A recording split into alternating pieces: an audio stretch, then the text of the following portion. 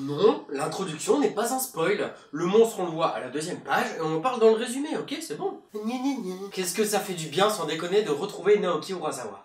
Connu pour ses œuvres telles que par exemple Monster, que j'adore, 20th Century Boys, que j'ai absolument pas commencé, et Pluto, que je viens d'acheter mais que j'ai toujours pas lu. Il y a encore évidemment bien d'autres œuvres à lui. Pas là pour parler de Naoki Urasawa, mais plus de sa nouvelle œuvre, Asadora. Et donc, aujourd'hui on va parler d'un manga qui m'a fortement surpris et fortement plu, un manga qui fait du bien, et qui en France vient d'être publié chez Kana Édition. On va se calmer parce qu'au Japon ils n'ont pas énormément de tomes, donc la parution ne sera pas ultra rapide. Asa, notre héroïne, est une petite fille qui court malgré la tempête qui approche parce qu'elle a besoin d'un médecin. Médecin qui se trouve bien évidemment assez loin de chez elle puisqu'il se trouve sur le Vieux-Port. Et elle a donc besoin de ce dernier parce que sa mère est en train d'accoucher. Vu la tempête qui est en train d'approcher, le médecin n'est pas vraiment chaud pour aller l'aider parce que il pourra pas forcément rentrer et il lui sort comme excuse: ta mère a l'habitude, c'est pas grave si je suis pas là, t'inquiète, ça va aller, elle sait se débrouiller. Alors déjà, super médecin, merci, tu aimes ton métier, hein, super.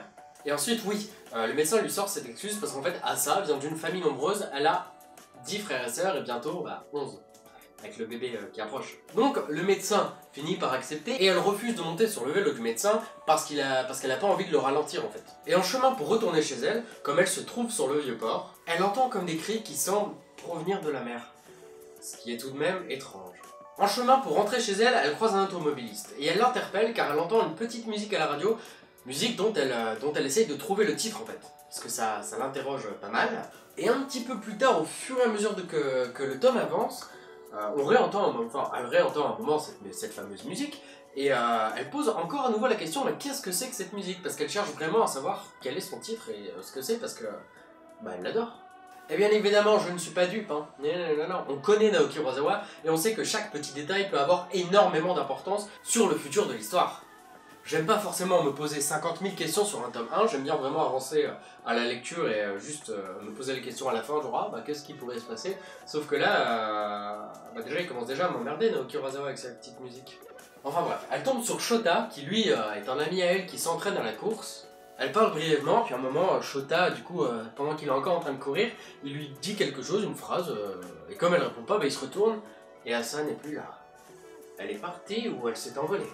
Où est-elle? Où est Asa? Asa s'est fait enlever. Un typhon approche, et donc une énorme catastrophe est sur le point d'arriver. Asa retrouvera-t-elle sa famille à temps? Quels étaient exactement les cris venus du lointain de la mer? Asadora est un manga pour moi extraordinaire qui me pousse déjà, rien qu'avec un premier volume, à me poser 500 000 questions et j'ai déjà énormément d'hypothèses sur la suite et donc sur le tournant à venir de cette histoire. Et franchement, Naoki Urasawa, tu m'as énormément manqué. On va pas se mentir, Naoki Urasawa est un génie incomparable pour moi pour maintenir le lecteur en haleine.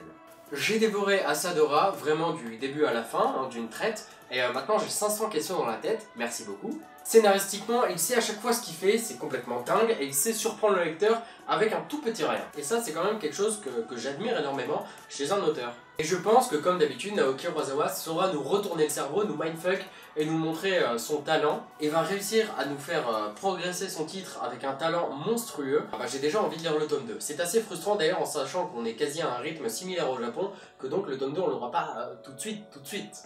Scénaristiquement, c'est donc un génie qui pour l'instant, pour moi, n'a pas son pareil. Je tiens pas vraiment à vous spoiler, donc je vais rester mollo sur tout ce que je vais dire sur cette série, mais sachez que dès que le tome 2 va sortir, je ferai probablement à la sortie du tome 2 une énorme, soit une grosse vidéo avec toutes mes hypothèses sur ce qui peut arriver, soit un tweet ou un truc comme ça, mais j'aimerais vraiment qu'on puisse discuter et échanger tous ensemble autour de cette série, car c'est une série qui m'a déjà pas mal plu sur un tome 1, et c'est assez rare pour moi qu'un tome 1 soit aussi intriguant et m'amène autant de questions. Et c'est pour ça que déjà il faut lire Asadora, parce que déjà c'est Naoki Urasawa et donc on n'a même pas vraiment besoin de réfléchir quand on sait qui en est l'auteur. Toujours avec des cliffhangers assez surprenants et complètement inattendus, Asadora pour moi est une petite pépite qu'il faudra suivre de très près. Tous ces personnages sont très bien développés, sont tous attachants, tu sais qu'ils ont chacun une raison d'agir de la sorte. Et du coup, c'est assez frustrant de savoir que j'ai pas encore la suite. C'est pour ça aussi que j'attends avant d'acheter 20th Century Boys, parce que je sais que je vais vouloir tout lire d'un coup, parce que je serai pris à fond dedans, et que comme maintenant c'est des doubles volumes, ça coûte un peu plus cher, et ça va être très long de tout acheter. Et graphiquement, pour moi, c'est absolument pareil. Ces pages sont sublimes, ces pages couleurs, pareil, c'est renversant. Il a un talent dingue. J'ai une page ici, Billy Bat, que j'aime et que j'adore, fait vibrer. Enfin, je suis très heureux d'avoir ça. Naoki Urasawa est un auteur que j'ai connu grâce à Andrea. Et donc déjà, merci Andrea de m'avoir fait découvrir ça, et donc surtout Monster. J'ai vraiment un énorme plaisir à chaque fois à lire cet homme, à découvrir les univers qu'il a envie de nous proposer. Et j'ai pas trop envie de dire grand chose, mais on va finir sur un petit mot hein, pour parler d'Asadora. Ce sera pas un petit mot, mais plus une petite phrase, une petite question. Il faut que vous ayez lu le tome pour qu'on puisse en débattre, mais est-ce que Naoki Urasawa ne serait pas en train de nous faire sa propre version de Godzilla? En tout cas, je vais vous laisser là-dessus. Moi, j'ai encore énormément de lectures à faire. En ce moment, je suis à fond au taquet. J'ai déjà écrit la vidéo de vendredi, ce qui est déjà une très bonne nouvelle. Hein. J'ai une très bonne idée d'introduction qui prendra beaucoup de temps, donc je pense qu'en fait, je vais passer ma journée de jeudi à déjà tourner la vidéo et à essayer de faire juste vraiment l'introduction, et que je passerai la grosse journée de vendredi à faire le reste du montage de la vidéo. En tout cas, merci infiniment, comme d'habitude, à vous tous. Je vous dis à très bientôt pour une prochaine vidéo. Bisous sur les fesses.